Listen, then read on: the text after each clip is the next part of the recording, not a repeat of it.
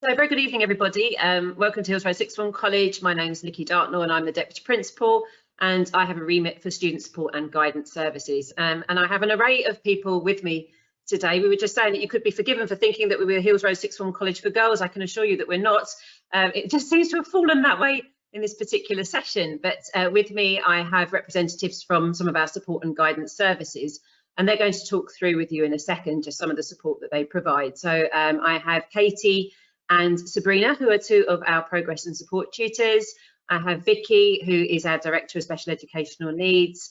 I have Vanessa, who's one of our Student Services Managers. I have Sarah with me, who's one of our Wellbeing Coordinators, and Becky, who is Head of Careers. And amongst that as well, most importantly, we have some Year 12 students with us. So we have Raina, Amanda, Simona, Amy and Iria with us this evening. And I would encourage you, when we get to the point of asking questions, to ask some questions of them, because they are probably your most important and most honest source of information. So the way this will work, we'll just spend about 10 minutes going through the PowerPoint so we can give you some detail about those support services I've just mentioned. And then I will invite you to put questions into the chat, and then I will coordinate those questions as we go through and point them to the right people to be able to answer them. Okay, so thank you, Becky.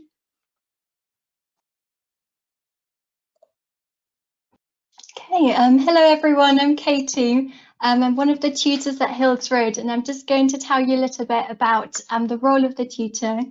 So tutors are a really central part of the guidance and support team, and your tutor is your first port of contact for most issues. One of the things we do as tutors is running the weekly timetable tutorial sessions, where we cover a range of different topics. And my colleague Sabrina is going to say a bit more about that in a minute. As tutors, we also provide a lot of one-to-one support for students for a range of different issues, both to do with your studies and to do with your well-being and any personal issues. We're also there to monitor your progress throughout your time at Hills, for example, by keeping an eye on your attendance, seeing how you're getting on in your subjects, maybe picking up any concerns from teachers or from you yourself, and then following that up with you in a conversation, maybe setting some targets to help you move forward.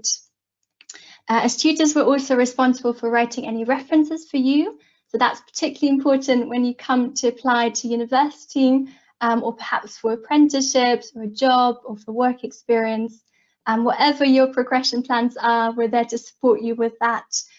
For example, by giving feedback and advice on your personal statements as part of your UCAS application.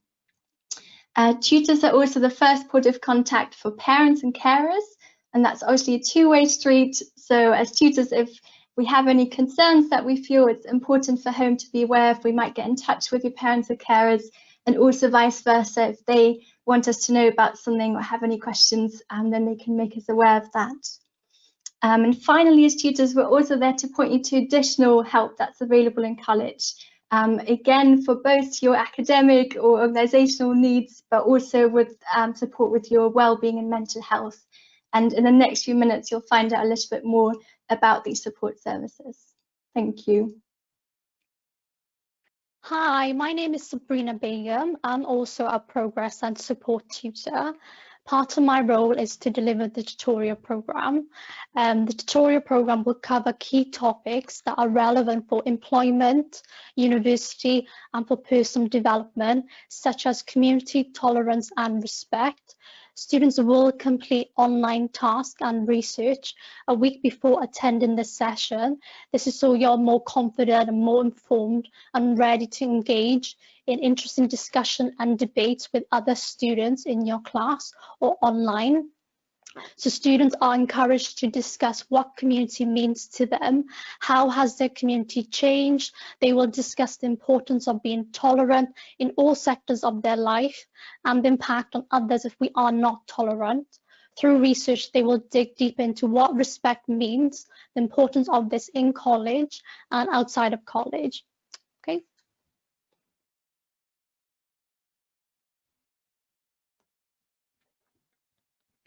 Hello, I'm Vanessa, and I work within the Student Services team. We're based at the heart of the college, and we're to help students with any questions that they have about college life, ranging from simple things like lost property, to attendance queries or their enrichment subjects, first aid, and we're here really to signpost students into the right area they need to be.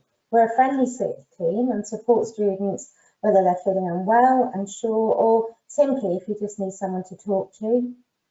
As a team, we also monitor students' attendance on a weekly basis and work quite closely with the tutors to formulate a picture, to raise concerns and to highlight areas that a student may need to work on or maybe having issues. We also liaise with parents and carers if we have any concerns going forward. Okay. Hi, my name's Sarah. I'm one of the Wellbeing coordinators at the college. So I'm part of the team that's here to look after your mental health and wellbeing. We have 2 wellbeing coordinators at the college. We have our wellbeing dog Hugo, who you can see on the screen there, and we also have 2 qualified counsellors at the college. So our role in the wellbeing team is to offer a listening ear and to provide advice and signposting. So that might be on a drop-in basis, and it could also be booked regular appointments. It depends on what your needs are. And also for our counselling service, this is something that students can book directly. It's a confidential space to explore issues affecting them in more depth, and it's also something that we refer into as wellbeing coordinators and as tutors. We're located on the guidance corridor, so we're along where you in the same place that you'll find your tutor. So we're part of that broader team of support there. Good evening, everyone. My name is Vicky Williamson and I'm the Director of Special Educational Needs here at Hills Road. And I just want to quickly talk through 2 of the offers we have of support for students. So the first one is Study Skills. Study Skills refers to a place and a group of people and an offer of services.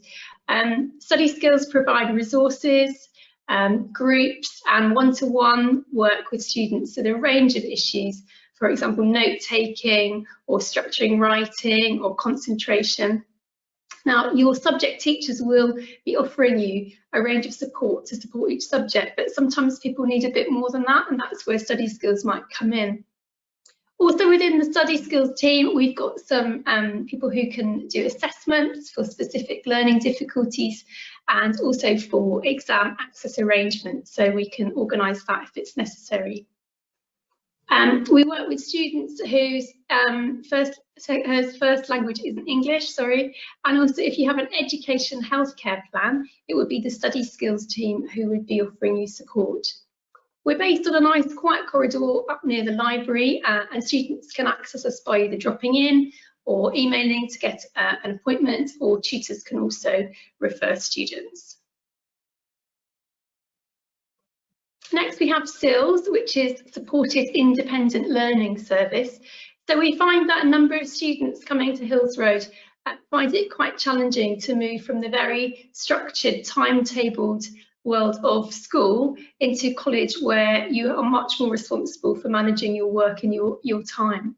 So the SILS service helps you by giving you some structure, and it's a place that you can go where there's always somebody there, the SILS officer, who is very experienced in supporting with a range of issues like managing your workload, procrastination, things like that. Your SILS session goes onto your timetable, so it's a regular weekly slot that you can attend and get that support. And it's based right in the heart of the college, next to the zone and student services. Again, students can self-refer by emailing. Our emails are on the screen, or they can pop in, or tutor can make an appointment for you to be referred to the SILS service. Thank you. Thank you, Vicky. Hi, my name's Becky and I'm Head of Careers. Our Careers Department is here to help you whatever you want to do when you leave Hills Road. So you might want to go to university in Edinburgh, Liverpool, London or Oxford. You might want to study a degree in history, in natural sciences, in medicine or filmmaking. Maybe you'd like to do a degree apprenticeship in the pharmaceutical industry or train to be an accountant, or perhaps you'd like to take a gap year before you do any of that. So our qualified careers advisors will meet with you to help you to plan the right route for you. We can also support you with preparing CVs and covering letters. We can support you with your UCAS applications. We organise mock interviews and can support you with work experience. And we've also got additional support for students who want to apply to study medicine or law or to the universities of Oxford or Cambridge. We also put on lots of talks throughout the year from universities and employers to help you to find out a bit more and to help you to decide what you want to do. We really look forward to meeting you when you get here. Thank you. Thank you, Becky. So that's just a brief snapshot of the different support services that we offer. So now if there's any questions that you would like to ask of anybody, please put them into the chat and I'll direct them to the right person involved. We had a couple of questions early on, but that person has now left, so we'll move over those ones. The first one says, what sort of student would not thrive at Hills Road and might be better to choose another option? That's obviously quite a difficult one for me to answer, or for us to answer, because I suppose we would hope that we would make any student or help any student to thrive at Hills Road. Perhaps, I suppose, sometimes a student that may not thrive is one that doesn't perhaps settle because they're used to coming from a very small environment. But we have students here from every type of environment. So my hope would be that we could help anybody to thrive. I wouldn't necessarily say there was a particular type of student that wouldn't thrive and I would therefore recommend goes somewhere else. Is there anything that anyone would like to add to that? No. Okay. Are counselling sessions free for students, or is there a price involved? I turn to Sarah on this one, but that's a quite straightforward one in that there is no price. The counselling service is part of our college package. I understand that you do not base the offers based on the guidance meetings. Is there any interview required as part of the admissions process? No, there isn't. No interview required at all. What does the timetable look like? Who wants to answer that? Katie W, do you want to answer that? Sure. So it's all a little bit different at the moment with COVID, as you can imagine, but I think I'll talk about what the timetable looks like in sort of normal times. So for each of your A-level subjects, you have 5 hours per week. Normally that you would do 3 A-level subjects in most cases, so that's 15 in total. And you also have 1 hour of tutorial, 1 hour of enrichment, and 1 hour of EPQ. Which means that you still have a lot of free periods during your day, and I think that's one of the joys of A-level, that you're a lot more flexible and you've got time in between where you're really doing a lot of independent learning and homework, but you also have time to kind of socialise a bit more, take breaks, and just sort of set up your day in the way that makes sense for you. Thank you, Katie. Mm-hmm. How easily can someone get in externally? I'm not quite sure of the question. Do you mean if people are out of area? We don't have a catchment area, certainly. We have any student that wants to apply is eligible to be given an offer, if that's the question that's being asked. So that there is no in or out of area or internal or external in that respect. Sarah, if you need counselling, how long do you usually have to wait? Hello.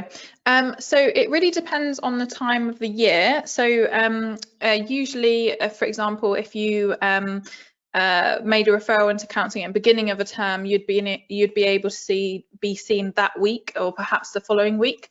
There are certain points in the year where it becomes quite busy. In those situations, we either refer to one of our external counsellors, or where appropriate, the student can be seen by us as a wellbeing coordinator on a weekly basis until their counselling sessions can start. But of course, if it's quite an urgent need, we would always refer to an external counsellor to get you seen as soon as possible. So you'd be seen by someone very quickly. Okay. If GCSE exams are in May and admissions are in January, what grades do I apply with? So your school should be providing us with predicted grades for you, and those are the grades with which you apply. How many free periods would you normally have? Katie, is that a follow-up to what you were just talking about in terms of timetable? Yes, I guess so. So obviously each day there's up to 5 lessons. That would be 25 a week. And if you're doing 3 A-levels, then you would have, I think, 10 free periods a week. Is that correct, Nikki? Yes. So if you're doing 3 A-levels, that's the standard programme, 10 free periods. So it is obviously a lot more than you're used to from GCSE, but it does fill up quite quickly with homework. The level of kind of independent learning that you're expected to do is obviously much more at A-level than GCSE. The kind of rule of thumb, the college expectation is that you do about 5 hours per subject per week of independent learning, which includes both homework and any other additional revision. How you want to fit that around your free periods exactly is up to you. But yeah, keep in mind that they won't all be free those 10 hours, but you will also be using them for homework as well. Absolutely, thank you. What extracurricular activities are available? Lots. So we have enrichment and we have societies. Enrichment is something that is a timetabled part of your study program here. And in a minute, I'll go round to some of the students and just ask them what they're doing. Things are slightly different at the moment because all of our enrichment activities are online due to COVID world, but obviously this time next year, I'm sure COVID will hopefully be a distant memory, fingers crossed, and we can go back to actually interacting with people on a more regular basis. So we have about 70 different enrichment activities that we offer, anything through sports, drama, arts, music, and then we have some science ones, we have debating, we have creative writing, the list goes on. And then we also have a lot of student-led societies as well. So anything that perhaps isn't covered by the extracurricular activities that are timetabled are also run through society. So there's a lot of social sports and so on. So I'm just going to do a quick, let's see what we've got. Raina, what are you currently doing for enrichment? So for enrichment, I'm part of chamber choir and student ambassador. And do you belong to any societies? Yeah, I belong to the French Society, ACS Society, which is Afro-Caribbean Society, Politics Society and Law Society. Gosh, you're busy. And I think actually quite a few of these students will be ambassadors, which may potentially be their enrichment. Amanda, is that the case for you? So I do drama, so I'm doing the play, and I also play volleyball, so this was voluntary. Okay, oh, that's good to hear. And I'm assuming you may not have time for any societies after that. I'm in the African Caribbean Society, but I do live far away, so it most likely clashes. Oh, and Simona, how about you? So I'm an ambassador as my main enrichment, but I also do the Unlock Business Administration enrichment as well, which is really interesting. I really think it's a nice thing to do if you come to Hills Road and try it out. And also I'm part of the Economics Society and the Philosophy Society. Fantastic. So Unlock is a social enterprise company that we have links with who come in. They're an external company and they come in and they provide certain services for us, one of which is their entrepreneurship and enterprise enrichments. Zainab, how about you? She's just sent a message to say her audio is not working, so I don't think she can hear us, Nikki. Okay, never mind, Zainab, we'll just wave at you. Amy, is yours working? Hopefully. I do college choir and jazz choir, and then for societies, I'm in biology society, chemistry society, medicine society, and languages society, and I think I've missed one. But I don't go to all the meetings for all of them, but I try to go to them. I'm in. Well, I'm spotting a potential career choice there for you, I think. And Iria. I do basketball as my enrichment, and then I am in the History Society, in the Debate Society, and in the Philosophy Society. Gosh, you're all super busy. Wow. So that gives you quite a flavour just in terms of these students, these 4 students here, in terms of what they do. So are there areas you can stay on site between classes? In non-COVID world, yes, absolutely. So in non-COVID world, we have lots of study spaces. We also have the zone, we have the atrium, we have a hub which is not open at the moment, but when in non-COVID world again, a social space, we have social spaces, and we have study spaces as well. We also have the library, so there are plenty of spaces on site for you. How many people are there in one class? Do subject teachers give individual attention to each pupil? So there are about 24 students in each class. We most certainly do treat the students as individuals, and we most certainly would give attention where it was needed. Similarly for tutor groups, so about 25 students in a tutor group.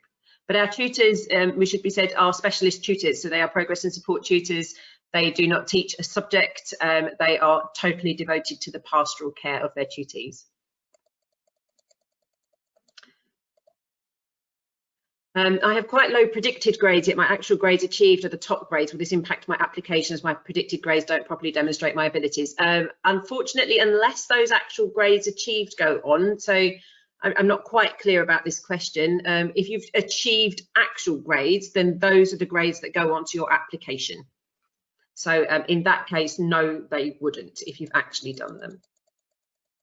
Are there any leadership roles that you can get? So it's a little bit soon for our students yet to talk about student council. I don't suppose anyone's a form rep. I'm guessing no one's had the time to be a form rep yet of our students. Oh, and Raina's a form rep as well.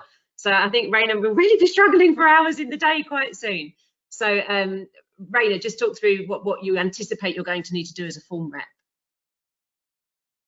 So we were told about what duties a form rep has during our tutorial sessions, some of which include representing the form's views. So if anybody in my tutor group has any concerns regarding the college, student life, you know, different things that impact maybe not just them, but other groups of people in the college, then I'm the one to go and take that to student council meetings. Likewise, if anything in student council needs to be said to my tutor group, I'm the messenger as well. So from the student council to my tutor group and vice versa. That's my main priority as far as as to my knowledge. That sounds right to me. Good. And then we have the student council, which is made up of 11 students who we are nominated, or they're nominated by the students. It's run by the students for the students, and they're nominated in January. So there's some leadership roles there. We also, as I said, societies are student led. So, and if there is a society that you would like to run that doesn't exist, then we encourage you to set it up as well. So there are different ways that you can get involved in the college. Becky, is Cambridge University more inclined to grant admission due to a choice of subjects at A-levels? Not quite sure I understand the question, but I think any university and any subject at university will require specific A-level subjects. So if there's a particular course that you want to do at Cambridge or anywhere else, you could have a look at their website and make sure you're choosing the right A-levels for that subject. So let's say you wanted to do a French degree at Cambridge or anywhere else, you'd probably need to have French A-level. If you wanted to do an English literature degree, you'd need to have English literature A-level. There'll be some subjects like law where they perhaps don't mind which A-level subjects you've got, but they might have preferences. I hope that answers the question. Do you think that answers it, Nikki? Yes, thank you. What is the workload like compared to other sixth form colleges in town, such as the Perse? I'm afraid I couldn't comment on what the workload is like at the Perse. I wouldn't know that. I can comment on our own workload. I would be lying if I said that it was light. These are A-levels. We have highly ambitious students with high expectations of themselves. We have high expectations of them too, and we do expect them, obviously, or that they will need to put the work in. We recommend 5 hours of independent study per subject per week. Whether or not the students nod or shake your heads at me. Do you feel that that's what you're doing currently? Yes, no, not quite. Raina, yes. Yeah, sort of. Okay, so that is something that we encourage in order for success in an A-level. What should the criteria be for choosing subjects at A-levels? Becky, do you want to answer that? Yeah, the main things to think about are choose subjects that you enjoy, choose subjects that you're good at, and as I said before, choose subjects that are relevant to whatever you might want to do beyond Hills Road. So if there's a particular degree course you want to do, check that you're choosing the right A-levels for that degree course. Will entry requirements be changed due to COVID? No, these students, obviously currently it's planned that they will sit their GCSEs as normal, and it's planned that they will have predicted grades as normal, and therefore we will take, as usual, our advice and guidance from the schools. Becky, what is the statistical likelihood of a student from Hills applying to Oxbridge getting admission? Okay, so we had 270 students apply to Oxford and Cambridge in the last admission cycle, and 75 of those students got offers. So that's 28%. I don't know how that compares to other schools nationally, but it's probably very comparable, I imagine. Okay. When do we start applying? You can start applying whenever your school either provides you or shows you how to apply, or on our website. So we will have the admissions application forms on our website, and closing date is January, so you can apply from from now on. What proportion of people who apply get a place? So we take about 1,350 students. We offer to about 1,800 students, because not all of the students will take up the place that they get, but we do have probably in any given year over 2,000 applications. Of those applications, not all of those students will be qualified and meet the entry criteria to come to us. So that's an idea of the figures. I couldn't necessarily tell you the proportion. So currently in COVID world, will the students go in 3 periods as we live quite far away? COVID world has a different timetable. So at the moment, our students, so our year 12 students here are actually following a different timetable to what we'd class as our normal timetable. So they are currently in for 2-hour blocks. So they come into site for a 2-hour block. If they have lunchtime, there are marquees and spaces available for lunch, but lunch is shorter right now. And if they don't have another session in the afternoon, then they're off site. So the timetable is running at the moment to actually minimise the amount of time that students are on site with us, because in 2-hour sessions in class, we can operate track and trace procedure. But as I said, I'm hugely optimistic that in a year's time, we will remember this as a distant memory. Could I add something to that quickly? Yes, who was that? Just, Amanda. Amanda, who lives far away, and for someone who does 2 enrichments, which are after school, I'm still able to stay in school. I may book a library slot or something else. So for me, it's impossible for me to go home and then come back. So I just stay in school throughout, which makes it easier. Yeah, that's a really good point. Thank you, Amanda. So currently, Amanda, if she has a lesson in the morning, but she's got drama production in the evening, there is a place for her in the library. So we are offering spaces like that as well. Vicky, this is one for you. So hello, I was wondering, what's the protocol for someone coming up with dyslexia? Do you get reassessed? Would we continue to get the support such as extra time, coloured paper and overlays that we've had in high school? And do you have many students with dyslexia? Thank you, Sophie, for your question. That's a really important question. The most important thing is if you have dyslexia or any other specific learning difficulty, that you let us know. So on the application form, there's the opportunity for you to say if you think you have an additional need, and please say yes. I think sometimes people are nervous about letting us know these things. They have an idea that it will somehow bias us against them. It's absolutely the opposite case. The earlier we know, the better we can support you. There's also the opportunity for your school on the application form to say that you've had extra time, and for that there's a document called a Form 8, so the school need to say that you've had one of those. If you go to one of the Cambridgeshire schools that we have built relationships up with, it's really straightforward. We just get your Form 8 and we are allowed to roll that forward and automatically give you the same access arrangements like your extra time when you get here. If you're from a school maybe a bit further away that we don't have a working relationship with, it may be that we'd have to reassess you because we haven't got the same certainty about the original person that did assess you. I haven't got numbers off the top of my head for the proportion of students with dyslexia, I'm afraid, but we do have a wide range of students who come with different support needs, and we make sure that they do get the support that they need throughout college. I hope that answers your question, but if it doesn't, pop another one in the bottom. Thank you, Vicky. How difficult would you say it is to get into Hills? Does the school you go to lower your chances, or is it strictly based on resource? It makes no difference what school you go to. The only thing that we will look at is you have a sustainable journey time. So in that respect, if your school is currently in Oxford or something like that, then obviously we would think that wasn't sustainable. But other than that, school doesn't make a difference. It will be on your grade profile. When do you commit to attending the college? Is it after GCSEs? Well, we will make you an offer if you apply to us. We will have a guidance day in February. We will then make you an offer just before Easter. We ask you to confirm whether or not we are your first choice before the summer holidays. But yes, you don't actually enrol with us or commit to attending us until the day after you get your GCSE results. Minimum grades to apply would be 4 5s and 4 6s. You need to meet the criteria for the subjects that you want to study. So that's pretty much a 6 for every subject other than the sciences, where we ask for a 7. If you have a free period at the end of the day or at the beginning, can you leave school early or come in later? Absolutely. You're only registered in your lessons. The tutor you meet with at a timetabled basis. You don't register with your tutor at the beginning of the day and at the end of the day like you might currently do in school. Can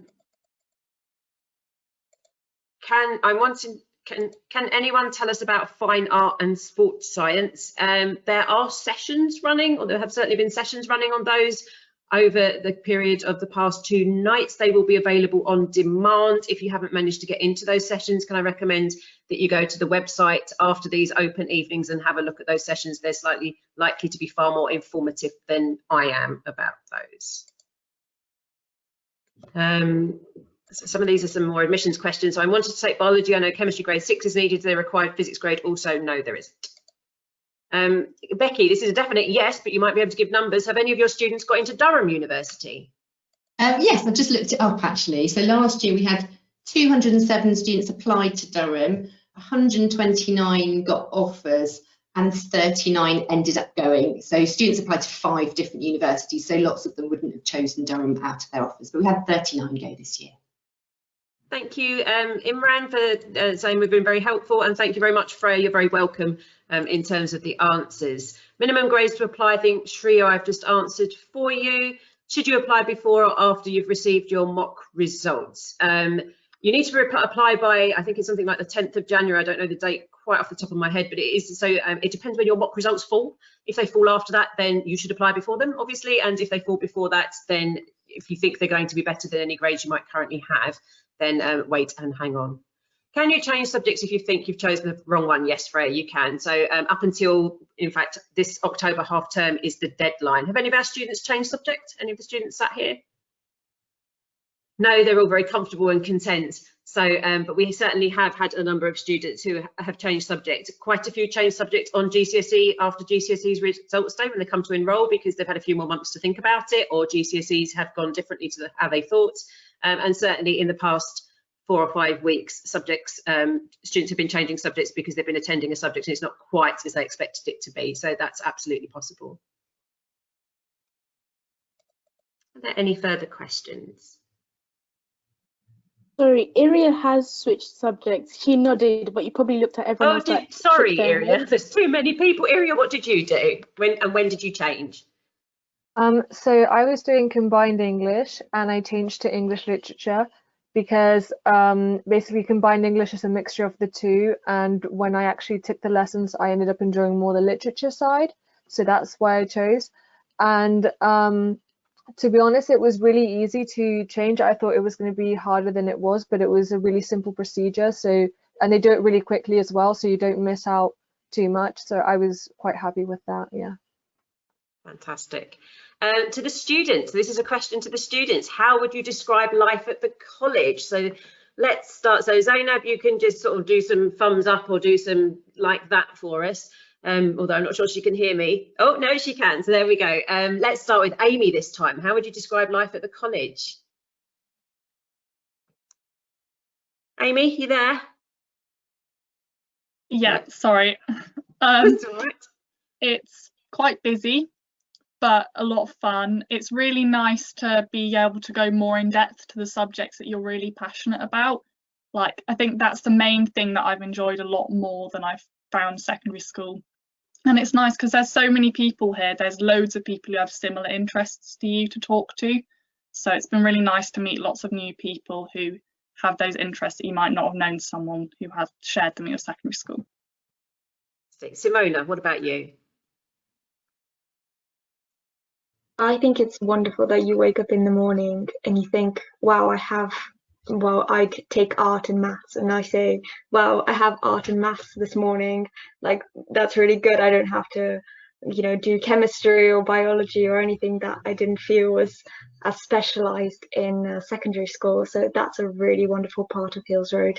And just socializing, especially after quarantine, is amazing with so many new people that have so many interesting ideas, so many interesting passions.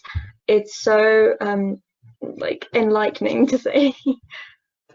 Fantastic, thank you. Amanda?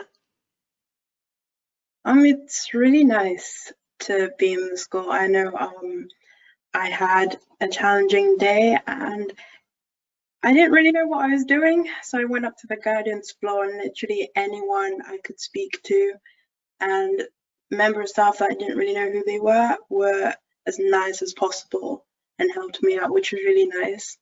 Literally everyone you walk by, students included, they're all kind and helpful, especially during this time where it is a lot more stressful. Yeah, everyone around you just makes it a lot better. Oh, what a lovely thing to hear. Thank you. Iria.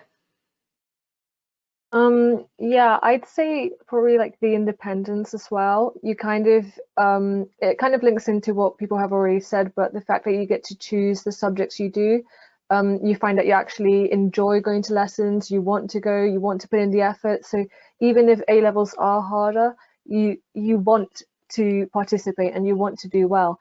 And yeah, in terms of everything else, like socially as well, we have societies and stuff. So even during this time, which it could be particularly hard, you still meet people through those. Even if they're online, you still meet people and stuff. So I would definitely say those two things: the independence and the social life. Thank you. And finally, Raina. So I'm trying to think what hasn't been said already. I think one of the best things about college is that you get to show a new side of yourself each and every day, because even if there are people that went to your secondary school that are also going to Hills Road, they literally dilute amongst the vast number of new people and new faces that you've never seen before. And quite literally, you can make a new friend every single day. You literally see someone new every single day, even in your own classes. You realize, oh, I haven't spoken to so-and-so. So you speak to them and you find that the networking is a lot more expansive than it would have been at secondary school. And you get to express yourself, I think, a bit more, even with the dress code. There's no uniforms, you can wear whatever you want. So yeah, that's definitely the big one. Brilliant, thank you. What are EPQs, Emily? So an EPQ is an extended project qualification. It's worth half an A-level, and it's where you get to choose what you want to do. You have an EP mentor, and you then explore a theme with them. So you produce a dissertation or an artifact, something that you develop skills in producing along the way. So our year 12s are just being introduced to that, and that starts for them after half term. If a lot of students drop out of a subject, even if one child is left, will the subject continue on? The answer would be yes, but thankfully that has never happened. Given that most of our courses obviously have a reasonable number of students, and I'd be really quite worried about what the subject was doing to them if we got to that point. But yes, absolutely.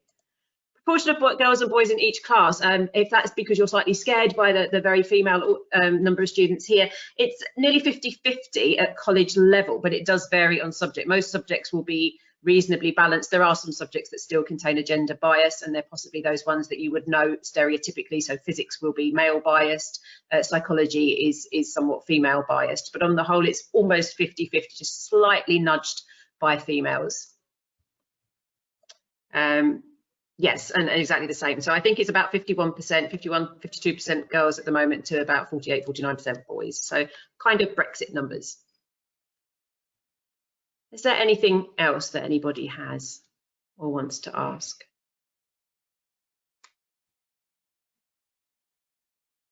Okay, so I say thank you to our fabulous students. They're always our best representatives. This is why we enjoy our job so much. So thank you for being in here this evening.